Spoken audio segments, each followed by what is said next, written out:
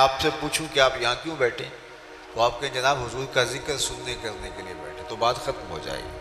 پوچھا کیوں بیٹھے ہو؟ کہا اللہ کا شکر ادا کرنے بیٹھے ہیں، اللہ کی حمد بولنے بیٹھے ہیں اس پر کہ اس نے ہمیں ہدایت دین دی۔ لیکن حضور نے فرمایا کیا تم قسم دے سکتے ہو کہ واقعہ ہی تم اسی مقصد کے لیے بیٹھے ہو؟ تو صحابہ نے کہا جی حضور ہم قسم دے سکتے ہیں۔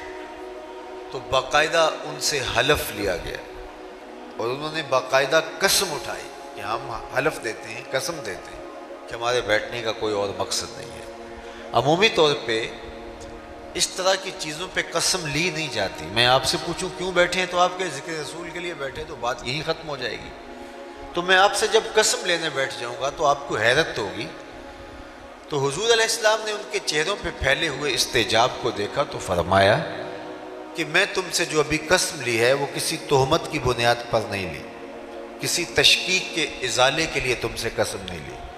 تمہارے قول کی صداقت میں کوئی شک اور تردد نہیں تھا کہ اس کو دور کرنے کے لیے قسم نہیں ہو، بلکہ ماجرا کچھ اور تھا، اور وہ یہ کہ تم یہاں بیٹھے تھے، میں حجرے میں تھا، اتانی جبریل علیہ السلام، میرے پاس جبریل امین حاضر خدمت ہوئے، فأخبرنی ان اللہ یباہی بکم الملائکہ، اور اللہ تعالیٰ جل شانہ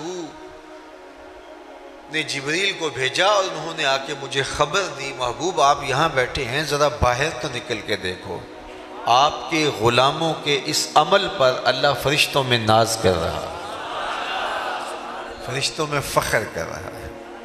اللہ اکبر! کس بات پہ رب رب ہو کے ناز کر رہا ہے کہ دیکھو میں نے ان کو نعمت دی تھی، کتنے قدردان نکلے، اس نعمت کا شکرانہ ادا کر رہا ہے۔ اللہ کی رحمتوں سے کوئی بعید نہیں کہ آج کی مجلس بھی قبول فرما لی جائے اور اللہ فرشتوں سے فرمائے دیکھو صدیاں بیت گئی، یہ آج بھی بیٹھ کے اس نعمت کا شکرانہ ادا کر رہے ہیں۔ باقی جہاں تک حق کے شکر کی بات ہے تو یہ ایک دن کا محفل میلاد، ایک شب کی محفل میلاد، ایک مہینے میں محافل کا تسلسل، یہ حق کے شکر ادا نہیں کر پاتا۔ ساری زندگی بھی پیشانی سجدے میں رکھ دیں، اس نعمت عظمیٰ کا پھر بھی شکریہ ادا نہ ہو پائے، اس لیے کہ اللہ نے حضور علیہ السلام کی صورت میں اتنا بڑا انعام ہمارے اوپر کیا۔ میں تو یہ بات کہتا ہوں کہ ہمارے بدن پہ اتنے بال نہیں ہیں جتنے رسول اللہ کے احسانات ہیں۔ ہمارا بال بال قرض رسالت میں جکڑا ہوا ہے، ہمیں ان کے لائے ہوئے طریق کو، ان کی سنت کو، ان کے نظام شریعت کو عملاً اپنے اوپر نافذ کرنا پڑے گا، اور ہمارا طرز عمل، ہماری زندگی، ہمارے شب و روز، ہمارے لہجے، ہمارا اٹھنا بیٹھنا، نشست و برخاست گواہی دے کہ یہ حضور علیہ السلام کا غلام ہے۔ میرے استاد فرمایا کرتے تھے یہ نہ ہو کہ لوگ تمہیں پوچھیں تم کون ہوتے ہو، تم مذہب کا حوالہ پیش کرنے کے لیے کارڈ پیش کرو، یہ دیکھو مذہب کے خانے میں اسلام لکھا ہے۔ فرمایا کرتے تھے صاحب نہ کسے پوچھنا پڑے، نہ تمہیں بتانے کی نوبت آئے، تمہاری وضاقتہ، طرز زندگی، انداز معاشرت، تمہارا کیا ہوا وعدہ، تمہاری گفتگو، تمہارے لہجے کی مٹھاس، تمہارا انداز تکلم، تمہارے زندگی کے اسلوب اور طور طریقے ایسے ہوں، تم دور سے چلے آ رہے ہو، لوگ کہیں وہ دیکھو حضور کا غلام آ رہا ہے، نور آنکھوں میں تو چہروں پہ اجالے ہوں گے، مصطفیٰ والوں کے انداز نرالے، دنیا میں بھی ان کے دم سے مقدر چمکا، محشر میں بھی ان کی رحمت کے حوالے ہوں گے۔ تو اگر ہم ساری زندگی شکریہ ادا کرتے رہیں پھر بھی حق کے شکر ادا نہ ہو، خدا شناسی تو بڑی دور کی بات ہے، ہم خود شناس بھی نہ ہوتے اگر حضور نہ آتے، ہمیں تعقل ذات بھی نصیب نہ ہوتا، من کا عرفان بھی نہ ملتا، خود ہی سے آگہی نہ ملتی، ہمیں یہ بھی نہ پتہ ہوتا کہ ہم کون ہیں۔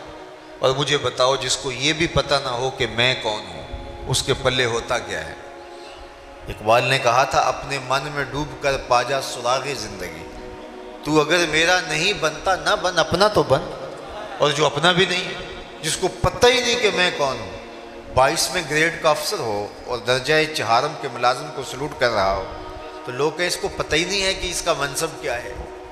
اشرف المخلوقات ہو، وَلَقَدْ كَرَّمْنَا بنی آدمہ کا تاج سر پہ سجا ہوا ہو، مسجود الملائکہ ہو، مقصود کائنات ہو، لیکن وہ مٹی کے مادوں کے چرنوں میں اپنی پیشانی کا تقدس پامال کر رہا ہو، وہ پتھر کے اصنام کو اپنا معبود مان رہا ہو، تو بتائیے کہ پھر وہ کھڑا کہاں ہے؟ انسان کی تاریخ اتنی شرمناک ہے، اس نے اجرام فلکیہ کو، اس نے مظاہر فطرت کو، بہتے پانیوں کو، جلتی آگ کو، چلتی ہواؤں کو، حشرات الارض کو، چوپایوں کو، بلکہ یہ مچھلی پکڑنے کے لیے کانٹے کے ساتھ جو کیچوا لگایا جاتا ہے، اس نے اس کو بھی اپنا معبود مانا ہے۔ ایک زمانہ انسان پہ ایسا بھی گزرا ہے کہ اس نے حشرات الارض اور کیڑوں مکوڑوں، سانپوں اور بچھوؤں کو اپنا خدا مانا ہے۔ تو اس سے پتہ ہی نہیں تھا کہ میں کون ہوں۔ جو چیزیں اس کی خدمت کے لیے بنائی گئی، نوکری کے لیے بنائی گئی، هو الذی خلق لکم ما فی الارض جمیعا، اس پہ شاہد عدل ہے کہ کائنات کا چرخ تو انسان کے گرد گھوم رہا ہے، لیکن یہ درختوں کو، حشرات الارض کو، سواریوں اور جانوروں کو اور مظاہر فطرت کو اپنا معبود سمجھ رہا ہے۔ حالانکہ درخت اس لیے پیدا کیے گئے تھے، اسے آکسیجن فراہم کریں، اسے چھاؤں دیں، اس کو پھل فراہم کریں، اس کے ایندھن کے کام آئیں، یہ ان کو اپنا معبود سمجھ رہا ہے۔ اجرام فلکیہ اس کی راہوں میں روشنی اجالنے کے لیے، اس کے ذوق نظارہ کی تسکین کے لیے پیدا کیے گئے تھے، یہ ان کے سامنے ماتھا ٹیک رہا ہے۔ یہ پتھر، یہ اصنام، یہ ساری اس کی خدمت کے لیے چیزیں پیدا کی گئی تھی۔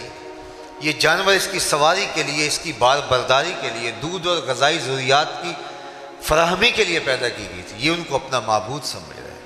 یہ تو حضور نے آ کے بتایا یہ تیرے معبود نہیں ہیں، یہ تیری دہلیز کے نوکر ہیں۔ نہیں تو دیکھ، چاند کو پوچھتا ہے، معبود سمجھتا ہے، یہ دیکھ انگلی اٹھتی ہے اور وہ ٹکڑے ہو کے قدموں میں آتا ہے۔ سورج کو دیکھ، اشارہ ہوتا ہے، وہ بھاگتا ہوا عصر کے وقت پہ آتا ہے۔ درختوں کو میں ہی نہیں جا کے تو ہی کہہ دے تمہیں اللہ کا رسول بلا رہا ہے، تو درخت کے قدموں میں سلامی بھی دیتے ہیں، سجدہ ریز بھی ہوتے ہیں۔